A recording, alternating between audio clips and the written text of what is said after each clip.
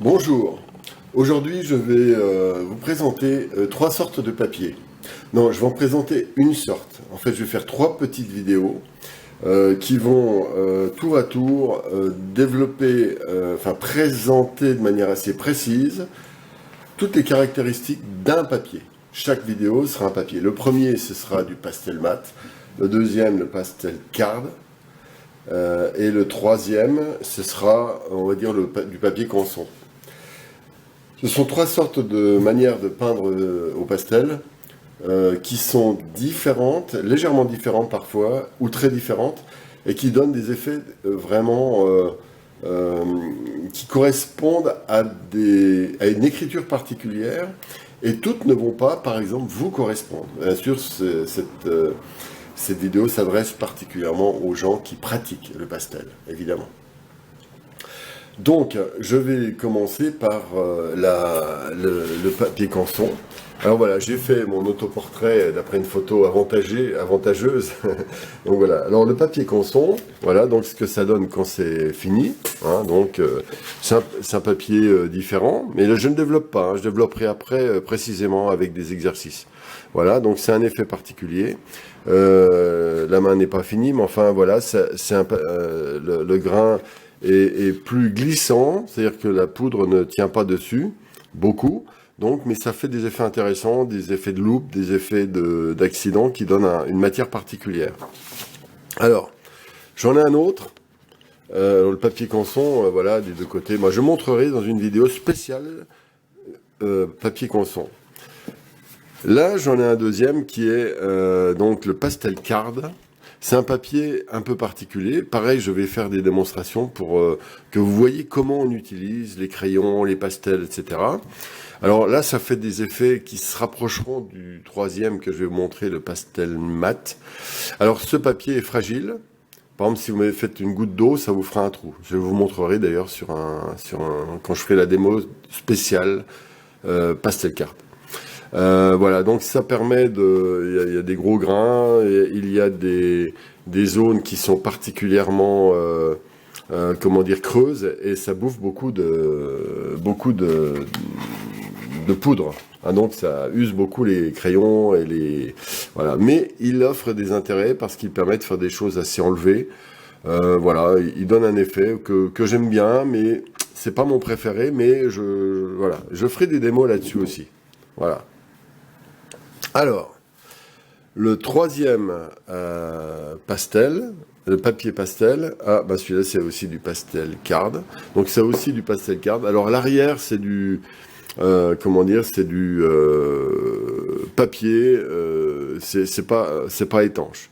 Alors voilà, le dernier, donc on peut faire malgré tout, même sur du pastel card, des travaux assez minutieux, mais moins que sur le pastel mat. Alors voilà encore un autre exemple de pastel card, donc avec du papier, voilà, avec du grain, du gros grain, etc. Mais je répète, c'est juste pour montrer ce qu'on peut faire avec du pastel card. Donc voilà, en voilà encore un autre. Ça c'est encore du pastel card.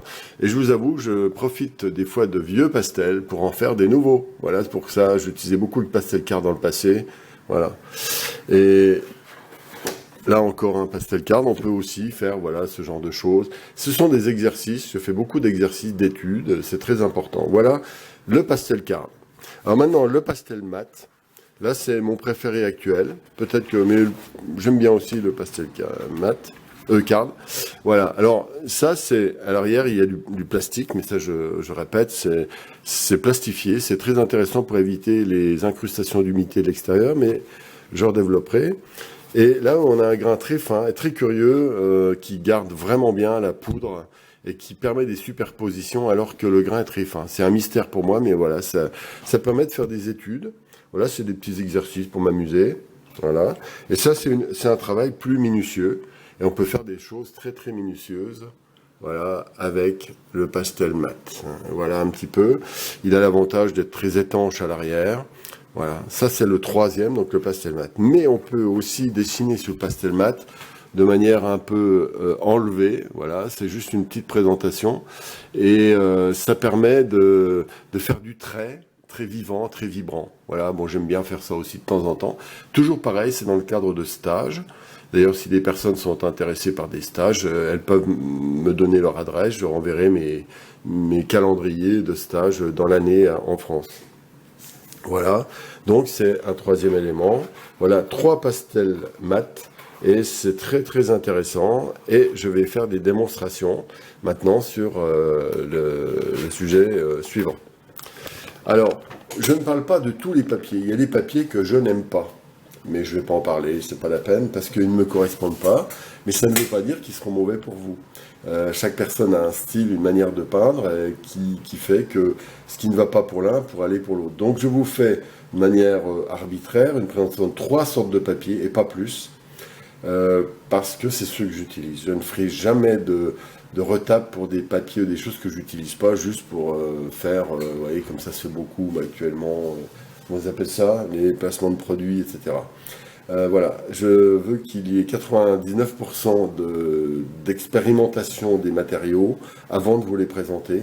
Sinon, ce serait indigne.